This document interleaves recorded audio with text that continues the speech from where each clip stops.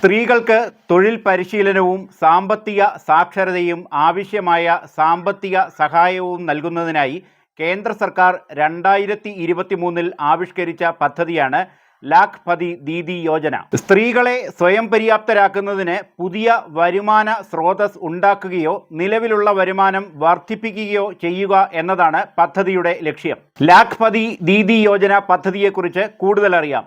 നമസ്കാരം, ഞാൻ Abhilash T Nair. Financial ഗൈഡിൻ്റെ ഏറ്റവും പുതിയ എപ്പിസോഡിലേക്ക് എല്ലാവർക്കും സ്വാഗതം.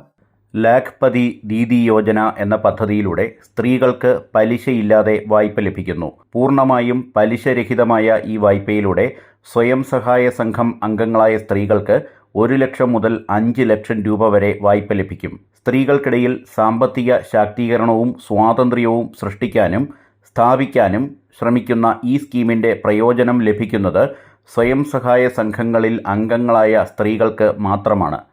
കഴിഞ്ഞ വർഷം ഈ പദ്ധതിക്ക് കീഴിൽ ആനുകൂല്യങ്ങൾ നേടുന്ന സ്ത്രീകളുടെ എണ്ണം 2 കോടിയായി നിലനിർത്തിയിരുന്നു. എന്നാൽ ഈ വർഷത്തെ ഇടക്കാല ബജറ്റിൽ ധനമന്ത്രി നിർമ്മല സീതാരാമൻ ഇത് 2 കോടിയിൽ നിന്ന് 3 കോടിയായി ഉയർത്തുമെന്ന് പ്രഖ്യാപിച്ചു.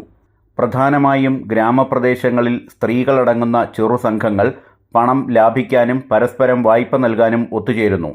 ഇന്ത്യയിൽ ഏകദേശം 100 ദശലക്ഷം സ്ത്രീ അംഗങ്ങളുള്ള 90 ലക്ഷം സ്വയം സഹായ സംഘങ്ങളുണ്ട്. 1970കളിൽ ചില ഗ്രാമപ്രദേശങ്ങളിൽ ആരംഭിച്ച ഈ സംഘങ്ങളിൽ ഏറ്റവും കൂടുതൽ ചർച്ച ചെയ്യപ്പെട്ടത് ഗുജറാത്തിലെ സെൽഫ് എംപ്ലോയിഡ് വിമൻസ് അസോസിയേഷൻ അഥവാ സേവ ആയിരുന്നു.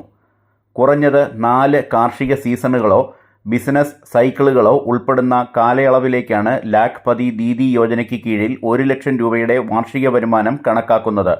കൂടാതെ പ്രതിമാസ വരുമാനം ശരാശരി 10,000 രൂപയിൽ കൂടുതലുള്ളവർക്കാണ് ഇത് ലഭ്യമായിട്ടുള്ളത്. സർക്കാരിൻ്റെ ഗ്രാമീണ മന്ത്രാലയമാണ് ഈ പദ്ധതി നടപ്പിലാക്കുന്നത്. ബിസിനസ് പരിശീലനം, ആവശ്യമായ വൈദഗ്ധ്യം എന്നിവയോടൊപ്പം സാധനങ്ങൾ വിപണിയിലെത്തിക്കുന്നത് സംബന്ധിച്ചുള്ള പരിശീലനവും ഈ പദ്ധതിക്ക് കീഴിൽ നൽകുന്നുണ്ട്. കോഴി വളർത്തൽ, LED ബൾബ് നിർമ്മാണം, കൃഷി, കൂൺ കൃഷി, സ്ട്രോബെറി കൃഷി, മൃഗസംരക്ഷണം, പാലുൽപാദനം, കരകൗശല ജോലി, ആട് വളർത്തൽ തുടങ്ങിയ ജോലികൾക്ക് ഈ വായ്പ ലഭിക്കും. കൂടുതൽ വിവരങ്ങൾ ഇവിടെ കാണുന്ന വെബ്സൈറ്റിൽ ലഭ്യമാണ്.